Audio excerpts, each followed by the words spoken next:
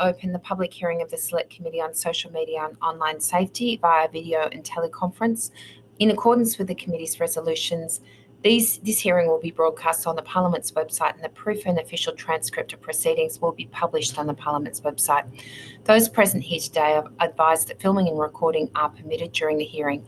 I remind members of the media who may be present or listening on the web of the need to fairly and accurately report the proceedings of the committee. I now welcome our witnesses to give evidence today and ask that for the Hansard record for you to please state your full names and the capacity in which you appear before the committee. Thank you very much, Chair. My full name is Lisa Gale. I'm an Assistant Commissioner with the Australian Federal Police. And my full name is Hilda Sirik. I'm a Commander and I lead the Australian Centre to Counter Child Exploitation. Thank you very much. Although the committee does not require you to give evidence under oath, I should advise you this hearing is a legal proceeding of the Parliament and therefore has the same standing as proceedings of the respective houses. The giving of false or misleading evidence is a serious matter and may be regarded as a contempt of Parliament. The evidence given today will be recorded by Hansard and attracts parliamentary privilege. It was our intention, as you know, to attend in person and to be able to have a first-hand immersion. And of course, the events of the last couple of weeks have prevented that. Just would you like to make any opening statement before we move to questions from the committee? Yes, Chair. If that was okay, we would like to make an opening statement, please. Of course. Are you happy for us to proceed? Yes, please. Good morning, Chair and committee members. Thank you for inviting the Australian Federal Police to appear here today. Amongst other things, Commander Sirik and I have executive responsibility for the Australian Centre to Counter Child Exploitation, otherwise known as the ACE. Although the ACE is an AFP-led initiative, it is built on the core value of partnership, bringing together capabilities from law enforcement, the public sector, private industry, as well as civil society to drive a collaborative national response to counter online child exploitation. The ACE works closely with the E-Safety Commissioner, who is also a key player in matters relating to online safety and cyber abuse. The AFP-led ACE has demonstrated itself as a world leader in prevention, education, research and collaboration to combat child exploitation on social media and other online platforms. The AFP is at the forefront of combating online child exploitation in Australia and leads the coordination of national efforts to uncover and locate offenders who engage in all forms of child exploitation and abuse.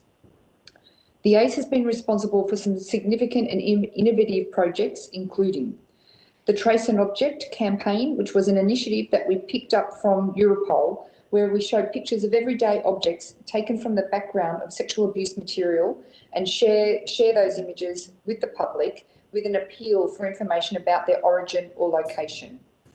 We've also empowered parents to have conversations about child exploitation through our award-winning podcast, Closing the Net. We provide training to police partners around Australia and overseas, and in the last financial year, we delivered Think You Know presentations to almost 200,000 students across the country. The ACE also works hand in glove with our criminal investigation teams called the Joint Anti-Child Exploitation Teams, or JACETs. These teams sit in each state and territory and are a partnership with the state and territory law enforcement. In the last financial year, the AFP arrested 235 offenders, laid 2,772 charges and removed 88 children from harm in Australia alone. However, our work is not limited to the confines of Australia. The AFP's international footprint is unique amongst Australian law enforcement. We have 197 personnel in 33 countries globally, and we use our network to great effect in the online child exploitation space. In the last financial year, the AFP's work in Australia resulted in the identification and rescue of 144 children overseas. An example of our international work is Operation Hades, where we are participating in an international task force facilitated by Europol, which targets child abuse syndicates on the Darknet. Another example is Operation Malto. You may have seen that in the media recently, which commenced from an international referral and has involved police in every Australian jurisdiction. The operation has resulted in 121 people charged with 1,248 offences, 51 children removed from harm, making it the largest ACE coordinated operation to date. And we express our thanks to our state and territory partners for this incredible outcome.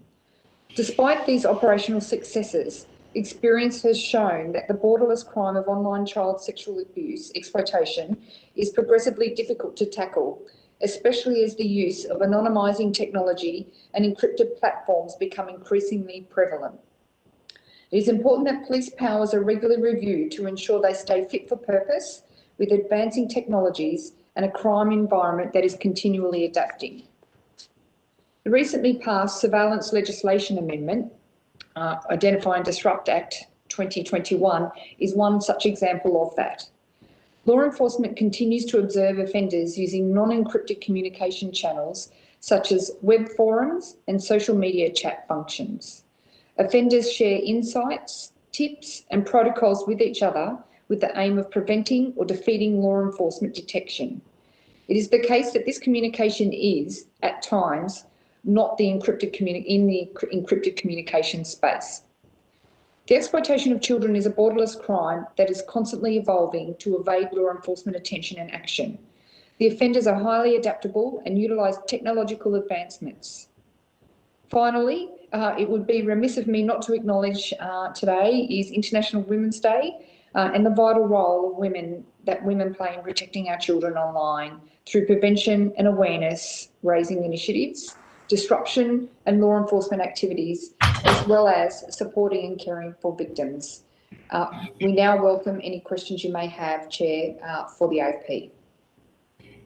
Assistant Commissioner, I firstly want to thank you for that and to thank you all on behalf of our committee for the very important work you do. I feel a degree of ignorance in this whole space because I don't have the expertise and the background, if you like, in it. I understand that the challenges and the very good work that you and others are doing. I'm not quite sure how to put this. Are you successful? How successful? I'll start here because you're dealing with the most serious end of the business, if I could put it that way.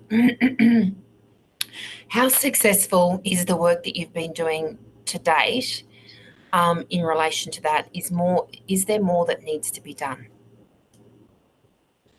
Thank you, Chair. Look, the success that is occurring around the country at the moment through the Australian Centre to Counter Child Exploitation in the jacket teams is a result of the enhanced collaboration that has occurred due to the investment, not only through the organisation, but the government has provided into the ACE. That collaboration hub has allowed us to create an unprecedented operational view on the advent of child exploitation online.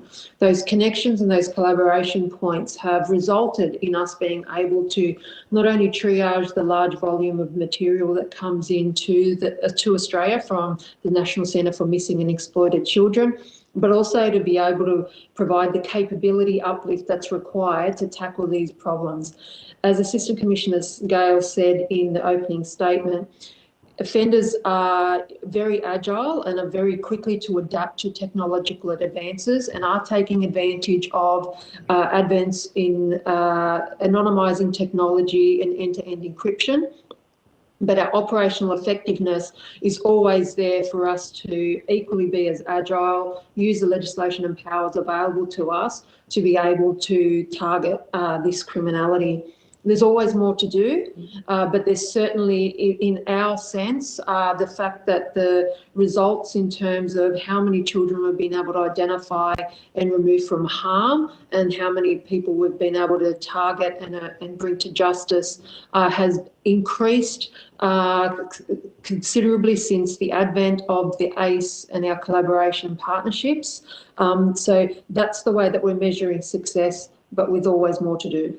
And Chair, I would just add to Commander Sirik's comments that As this is very much a global challenge, and as Commander Surik indicated, certainly for the AFP and the ACE, that global engagement with our law enforcement partners internationally is critical, so that we can counter and defeat these perpetrators of these crimes.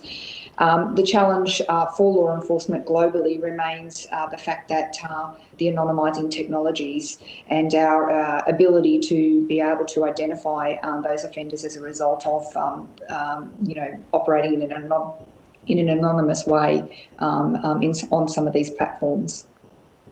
So we were speaking last week, I think it was, in a previous private hearing, and it sort of helped to form, I guess, a bit of a framework for me. The question is what more industry can do, and that will be part of my question in relation to your remit. The next question is what government can do, and that will be another part of my question.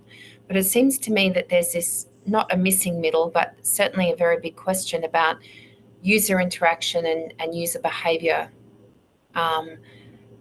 as part and parcel of what we're actually dealing with here. So I'm wondering if I could step through some questions within that framework, firstly dealing with what you're looking at, and then secondly what I would say a different but still related aspect of the challenge of online harm with social media when it comes to cyberbullying or unauthorised sharing of intimate images and some of these other behaviours that we're seeing, particularly with young people. So I'm just wondering if I could break some of my questions down that way, if that's okay. Of course. Firstly, with reference to your remit and what you've seen, what you've been able to achieve so far, and congratulations and thank you for the really important work that you are doing. And I understand that this is very much a global challenge.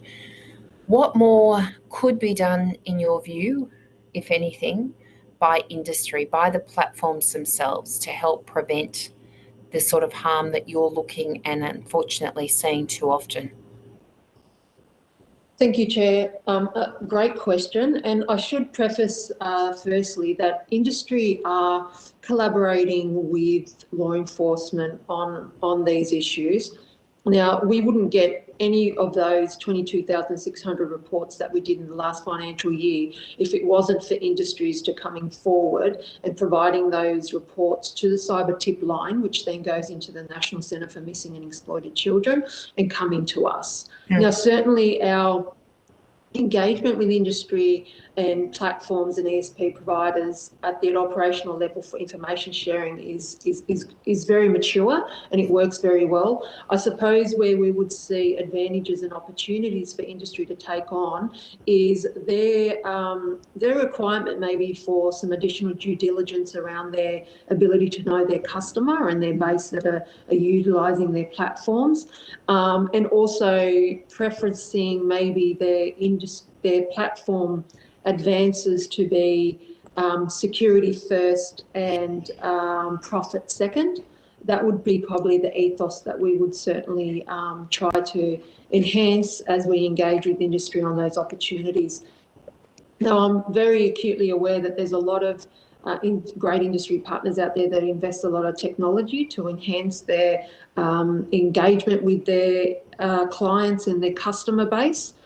Some of that would be well versed and placed to look at some of the abilities to track illegal content on their systems, but still having all that balanced against the privacy requirements that they're trying to enhance on their platforms. And I think, again, Hilda, perhaps for the committee also in relation to retention of information so that law enforcement are able to access that information when required as part of an investigation.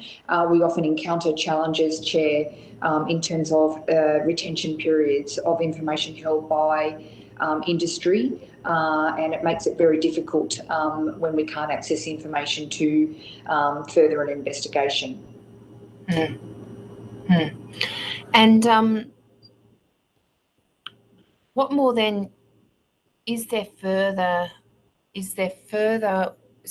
there further steps government, regulation, legislation might be able to sort of help if the committee was to make recommendations to government, would you have recommendations in relation to, enabling your work, your important work, but I think even more than that, helping to address the issue of preventing the need for your work in the first place?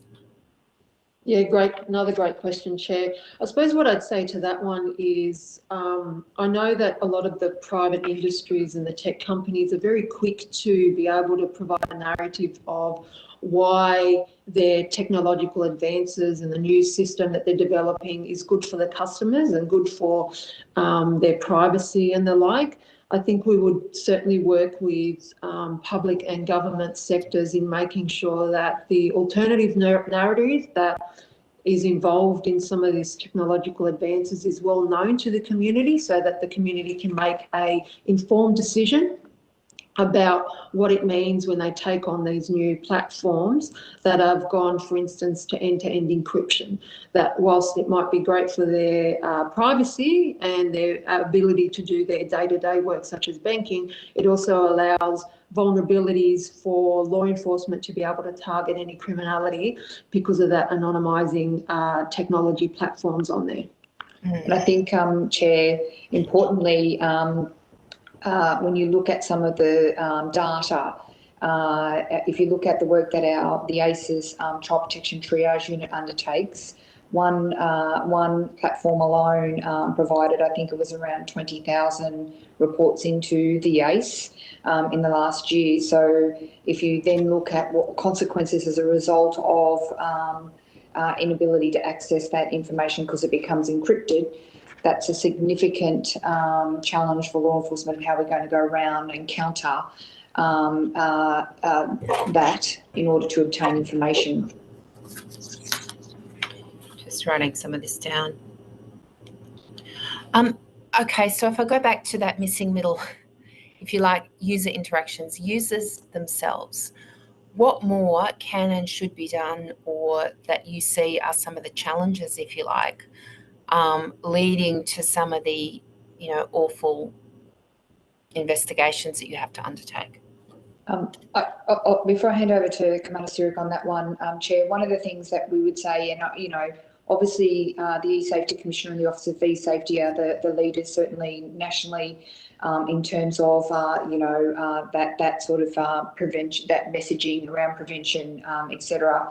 More broadly, in terms of the context of the work that we undertake, in terms of the online child sexual exploitation, we know that today the online and the offline world are pretty much interchangeable, and so education in terms of children, what's acceptable, what's not, having someone that they can talk to about what they're seeing in the online environment, parents being educated and comfortable to have honest conversations with their children about what they're doing online, and so that if it does lead to something happening that they're not comfortable with, or worse, that they can have those conversations and then refer it through to law enforcement.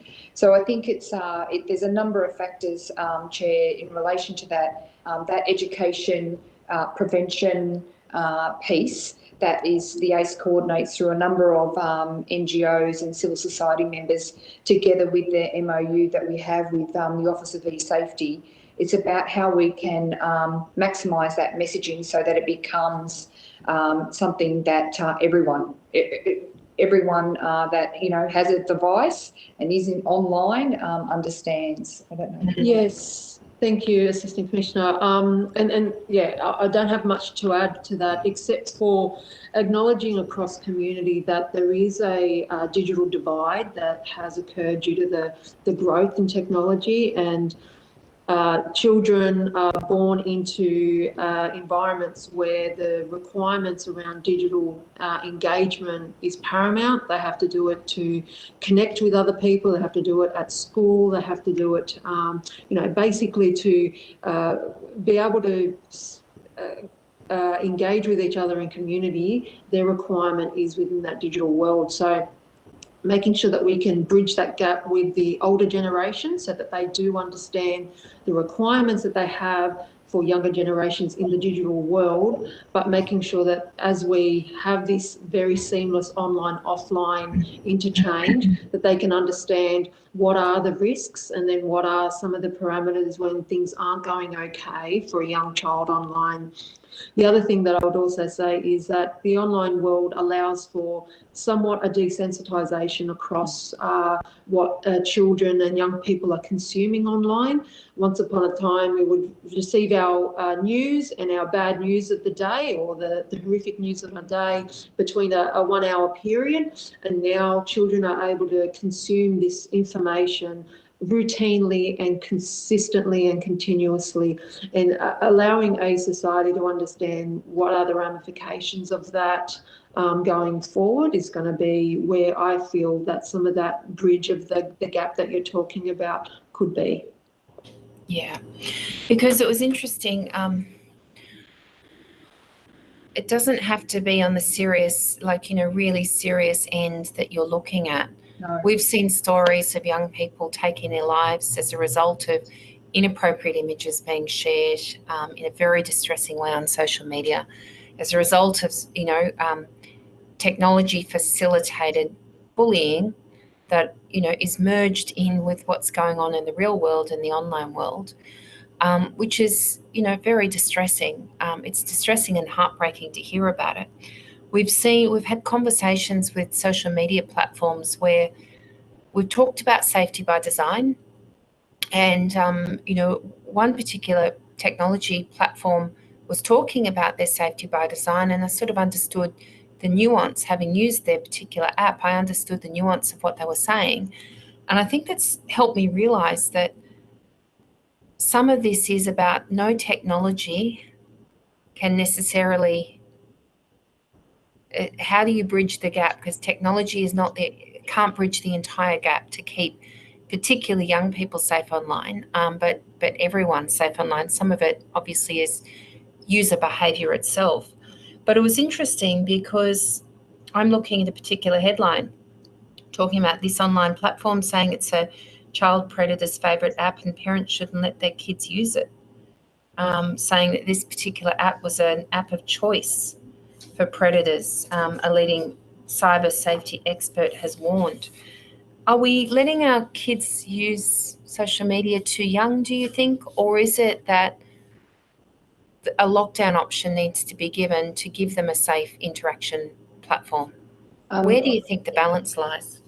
Chair, again, ahead of Commander Sirik, what we would say is education starts, from as early as you can, and that's where the work of the ACE and our civil society partners, where we have worked together to develop apps that even at very early ages educate children, and I think as young as toddlers, in terms of the operating environment within the auspices of the internet and applications and the like. I would reflect in relation to your comments, Chair, that sadly it doesn't take much at all for a perpetrator to groom a child in the online environment, and pretty much any app that has access to the internet and where they can anonymise themselves or portray to be someone they're not. Sadly, it doesn't take long at all, and through the Child Protection Triage Unit at the ACE, they regularly see examples where children are being groomed, and we're talking in a matter of minutes almost, and often while parents are there in the room with the children. It's just that's how the nature of this type of offending and how overt some of these perpetrators will exploit any opportunity using technology to their advantage to access, groom and ultimately offend against children. And sadly also, some of those, as you mentioned before, some of those sad cases where, you see sextortion, image-based abuse, etc. as well. And thank you, Assistant Commissioner. And just to add to that, Chair, certainly what we're seeing as well is, whilst it is good that industry are looking at age-specific applications that help provide the more appropriate engagement for children on these apps. But if they're social media apps, then there's nothing stopping alleged offenders targeting those apps as well and purporting to be someone that they're not to start engaging with children. I think this is where it comes to what Assistant Commissioner Gale was saying, that it's really critical for that supervision within the family unit and caring environment, and that we work with not only parents and carers but also children so that they understand what it is probably an inappropriate engagement online, as we would expect them to inform and tell about an inappropriate engagement in the physical world. And I think, Chair, as Commander Sirik said, age verification is one. I know we certainly are aware from recent conferences that industry is doing much work in relation to that, and that would be something that I think would go some ways moving forward to assist.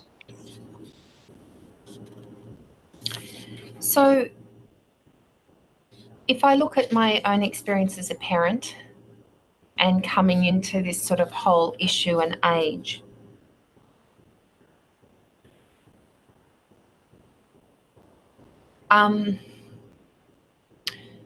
some of the issues, and I hear what you're saying, and I go, yep, I could do that, and I could do this, and I could do that.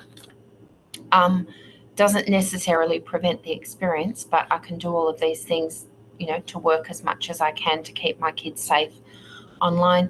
What about though when it comes to a known circle of friends, so known contacts, where you get this whole issue around cyberbullying and abuse that causes great harm? And I'm just wondering if you've got any comment. I know it's probably not quite where you're sort of at, but do you have any comments or observations in relation to just some thoughtful approaches that could be taken to help address that issue? It just seems to me that cyberbullying, as any bullying, is awful. Any abuse is not okay, and that's an understatement.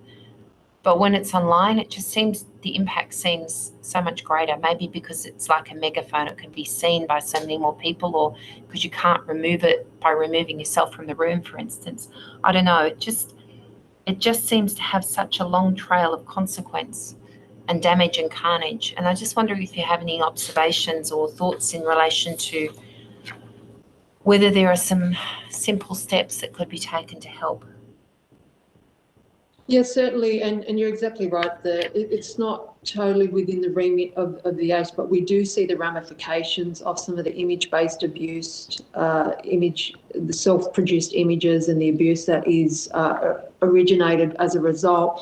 And the E-Safety Commissioner does some excellent work around cyberbullying and offering tips about how do you deal with that in that environment, all the way to the powers that they have for removals and takedowns with these platforms. But I suppose from us, and definitely with dealing with the victims that we come across, is that understanding of calling out the behaviours and making sure that the respectful behaviours that occur as you would expect them in the real world also occur online, and making sure that those safe environments where something's not okay is able to be provided to these individuals, all the way up to any external intervention that they may require through support and welfare and the like. You're correct when you say it's like a megaphone, and a lot of the times the younger communities are really they're very pinned to the opinions of others that are happening online, because that's their social network. And unfortunately, due to the last couple of years of the pandemic, we've really relied on making sure that people can still connect with one another, and we've used the great advent of technology to do that. But with that has also come that increasing reliance that children and young people have in terms of providing their relationships and their networks in the online world. So that notion of respectful relationships and how we transcend that into the physical world should certainly go into the online world. And I'm going to hand to the Deputy Chair in a moment, but one thing I was thinking as you spoke,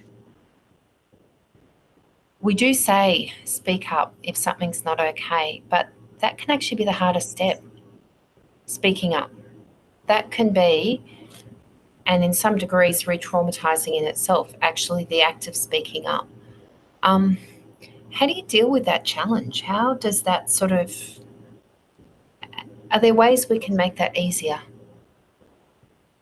I suppose from our perspective and what we inform, our victims, and Assistant Commissioner Gale and I get to also have executive leadership over our human exploitation side of the house as well. And it's always about making sure that there's the right support networks for these individuals to come forward, that certainly when we deal with them, it's that they're trusted and believed, and not always thinking that the punitive way of, a prosecution outcome, for instance, if you come to the police, is the only way for us to help these individuals. So connecting to the community from the law enforcement side has been really critical for us. Moving away from the fact that every matter that comes into us is a prosecution outcome. It's more about the support that we can engage with the community. We're a trusted service that the community can come to us for this, and we can connect to the right avenues and support to give that those avenues to those individuals. So it needs to be bespoke, I'm afraid, in regards to what the victim needs. I think we would say, Chair, that inculcating a victim-centric approach to how we undertake our investigation. So consistent with what Hilda said, it's considering what that victim and their rights they play in all of this, as Hilda indicated, so that it's not just that prosecutorial outcome. Yeah, and just on that, that's actually a really important point. Is that well known and understood, the alternative pathways, and is there more that maybe could be done in that regard? That's a really good question, and that's one of the key pillars of the ACE and the work that they undertake across the variety of stakeholders, and both internally, because I'd say there's also that education piece for our officers as well, and the ACE provides that coordination point nationally, so that we can ensure that, to the best that we can, that there is that awareness and consistency in terms of approach. And we've certainly, just to add to that, Chair, is that through the ACE we did undertake a national collaboration with a lot of foundations and victims of child sexual abuse called Stop the Stigma. And it's a campaign out there to destigmatise the topic of child sexual abuse and giving a voice to those individuals who feel like that they can't have a voice. The research that we were told is that people would often wait up to 20 years to disclose child sexual abuse. So through that engagement with the civil society and those key individuals, we've been able to propagate this message across social media more than 680,000 times. And in fact, you mentioned before about working with industry and how we've done that. So on that one, we actually had the Uber Australian app send a link to this national campaign to over 5 million people on there, whoever had the app, which provided an incredible impact and reach. So I think initiatives such as that can start changing the narrative and start giving individuals who don't feel like they have a voice the opportunity to have a voice is critical. And we would also say, I guess, if we're going to be really honest, Chair and Committee, it's something that we have to do. We can't just do it once or twice. We've got to keep going. We know that this is a topic people don't want to, a conversation people don't want to have, and it's difficult, as Hilda mentioned, with some of the stigma and the need for us to have to do that campaign. But for us and the efforts that we lead through the ACE and coordinate nationally, it's about doing it regularly, so it doesn't become something. It doesn't become that stigma. We can remove it from there, so that it is well, sadly and hopefully not an everyday conversation, but something that is a more common occurrence to raise awareness. Yeah, thank you. Thank you very much. Questions from the Deputy Chair? Thank you, Chair. And before I go to questions, I just want to join with the Chair in thanking you and everyone at the ACE for what you do. It's not just incredibly important, it's probably the most important work in law enforcement, but I know the toll that it takes on those inside the ACE in performing this role. So thank you for everything that you're doing.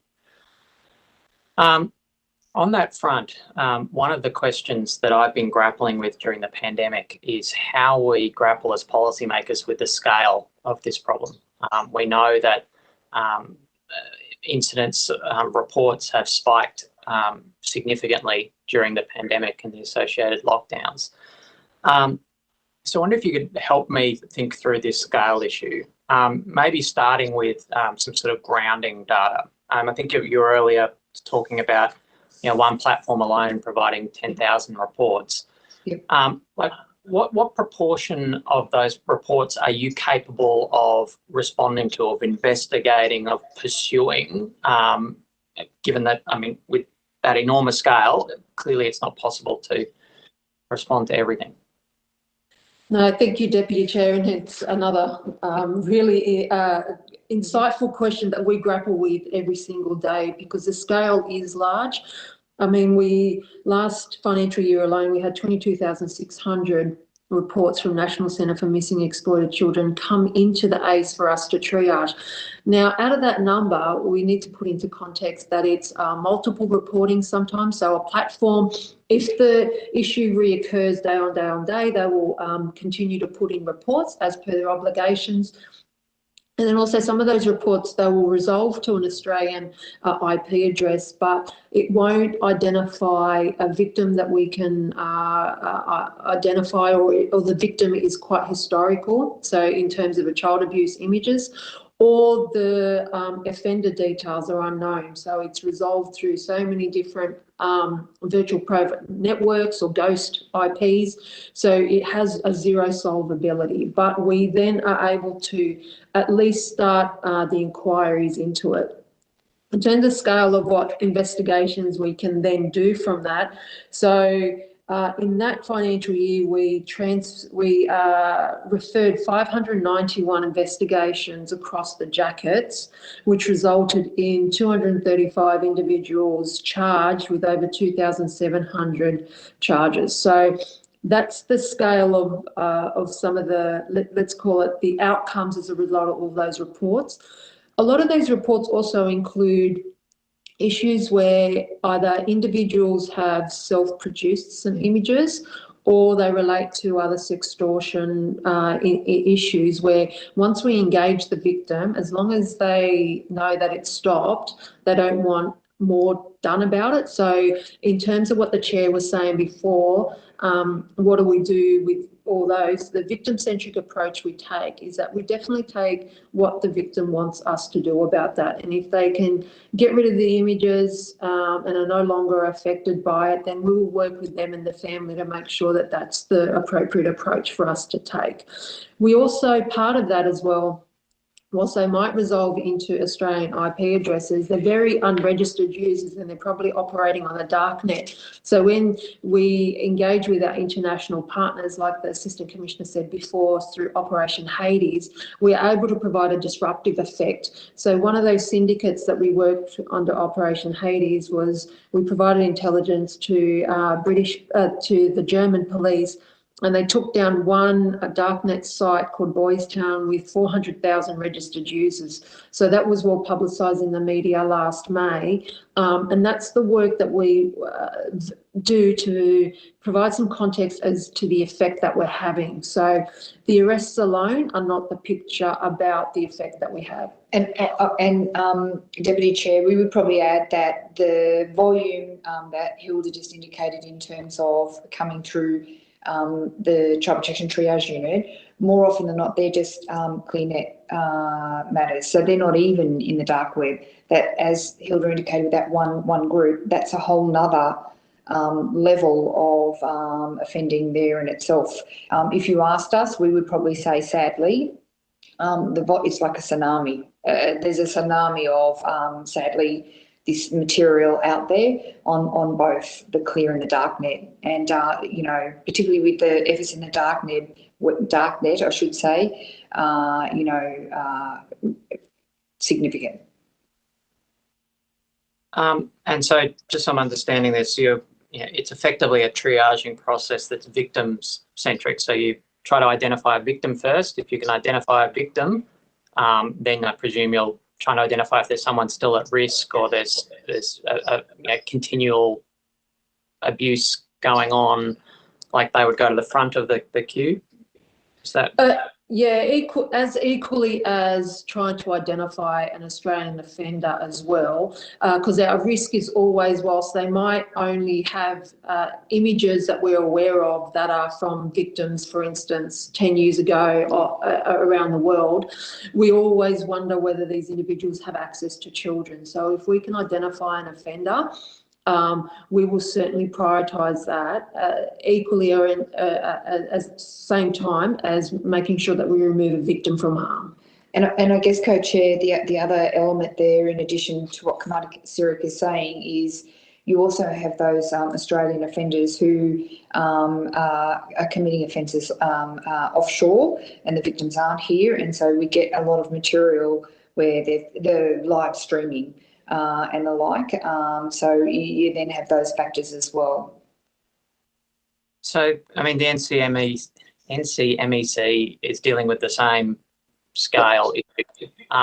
Is there consistency of this kind of approach to triaging across international partners? I mean, is there a kind of an agreed way of thinking about this, or are jurisdictions still feeling their way through about the best way to tackle this? I would say that through the National Centre for Missing and Exploited Children, NCMEC, they're quite mature in the way that they receive the cyber tip lines through the majority of the companies which are US-based and send it out to the rest of the world. In Australia, I would suggest that we are more mature in the way that we then follow on with that triage process and what we do with it. Certainly globally, there are different ways that different agencies tackle this, such as the CEOP in the National Crime Agency in the UK. They've been dealing with child exploitation operations for a number of years, so they are also mature, but some of the less mature countries that are developing countries around the world are probably still grappling with the way that they can effectively triage within their own jurisdiction and therefore conduct operations. That's where the ACE comes in and helps enhance capability within the region, such as assisting with the development of the PICAC, the Philippines Internet Crimes Against Children Centre, and making sure that their enhanced capabilities can continue to keep their children safe. And we would also say, Co-Chair, that there is a consistent, it's based on risk, and we partner with academia in terms of establishing risk assessment tools, frameworks, architecture to better inform decision making and standardise that so it is consistently applied. We do learn off each other in terms of best practice. And as Hilda's indicated, that some of the international jurisdictions where the volume is significantly greater than ours here in Australia, we certainly work hand in glove and learn from each other in terms of what is the best type of tool to better utilise in order to assist with that prioritisation piece. And I suppose that this volume is what drives you towards thinking about systemic interventions rather than just taking an enforcement-based approach.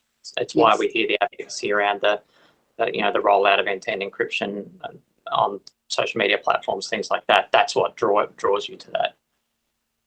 Yes. Yep. So on that, I hear and recognise, and I think it's very admirable the way that you're taking an evidence-based approach to that triaging, working with academic experts, really putting risk front and centre. How are you thinking through a risk-based approach on dealing with end-to-end encryption? I mean, as you're saying before, clearly no one has an issue with using it for banking. Presumably there's sort of private comms or business-to-business type comms that aren't very concerning, but you can certainly imagine increasing level of concern on large-scale social media platforms where adults can potentially interact with children.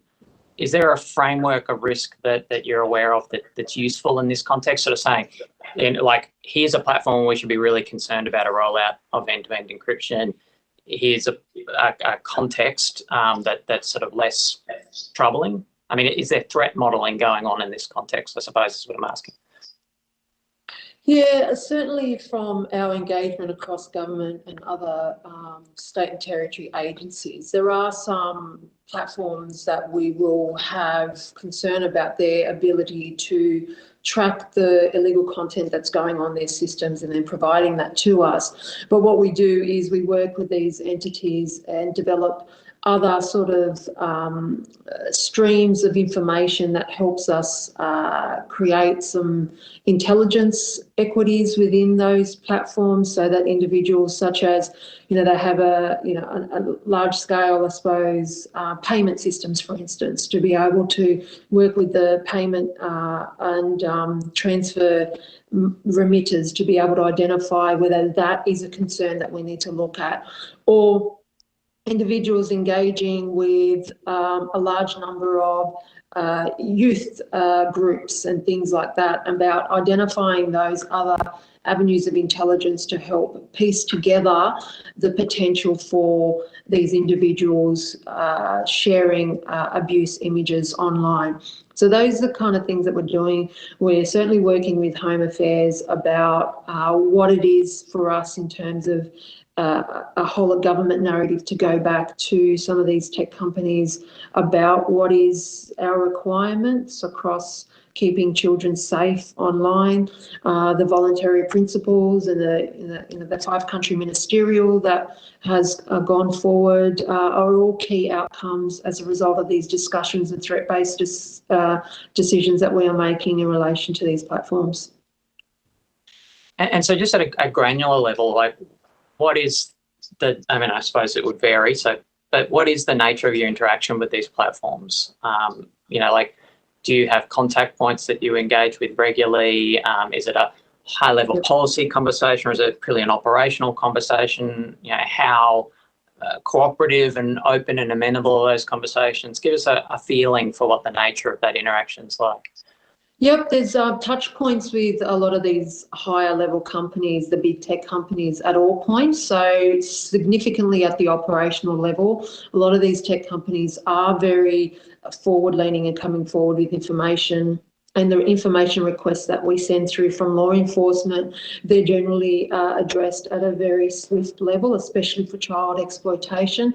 We also have engagement and touch points at that policy level. A lot of these tech companies come forward and say these are new things that are coming out, such as end-to-end encryption or private relay, and they will discuss these with various partners across the various public and law enforcement sectors. I suppose where maybe some of the issues that arise is that these tech companies have to also look after their market base, their share base, their commercial requirements, and they're expected to innovate and provide technological advances so that the customer base has a better user experience on their platforms. And that is the slight tension point where they want to help and be very appreciative of the law enforcement needs on these systems. They also have a customer base that they're trying to enhance. So they have tension points as probably as much as what we do. But certainly engagement at all levels, from operational up to the policy and even strategic.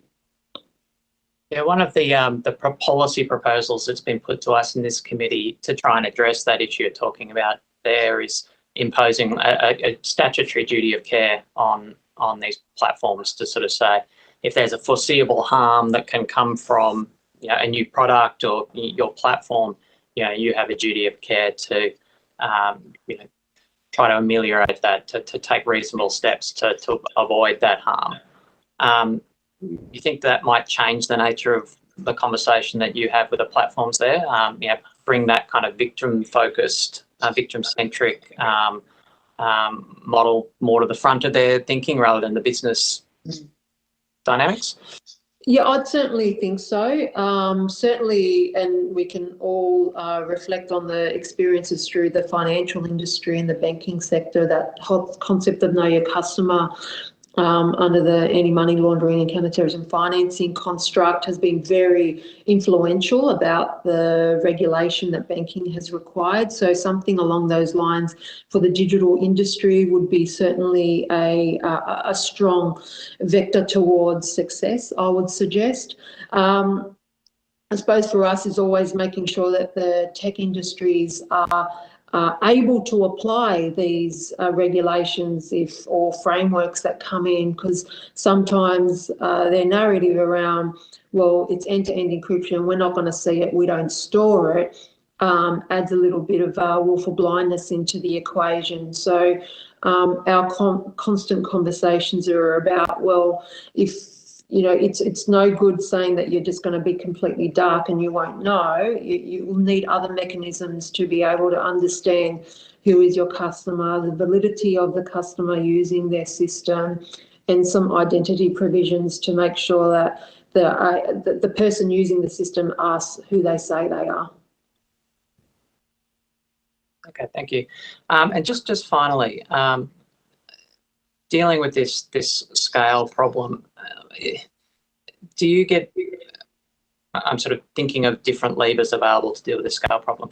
Is there consideration for an increased use of sort of disruption techniques to try and address this scale problem, given there is a limit to the amount of enforcement type activities that we can take, as discussed earlier?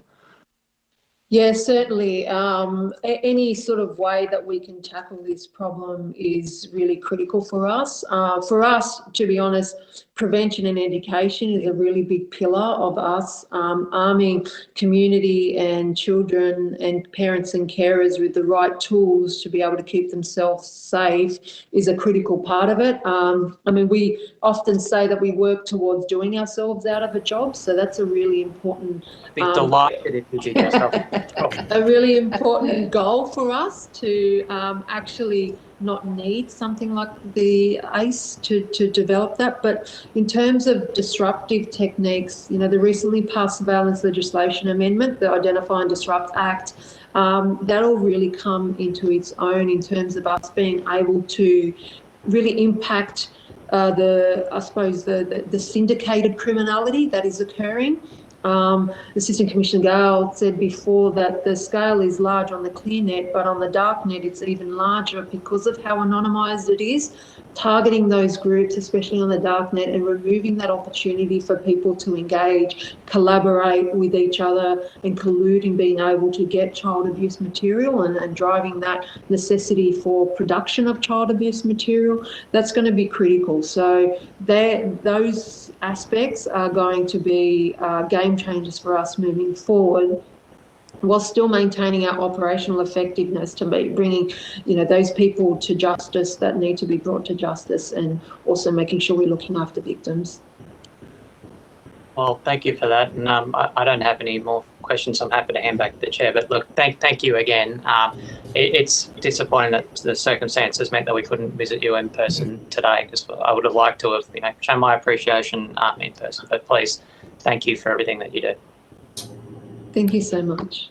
And I'll just echo what the Deputy Chair has said, and indicate that I'm sure is coming from every member of the committee as well. We really appreciate you taking the time to share your insights with the committee.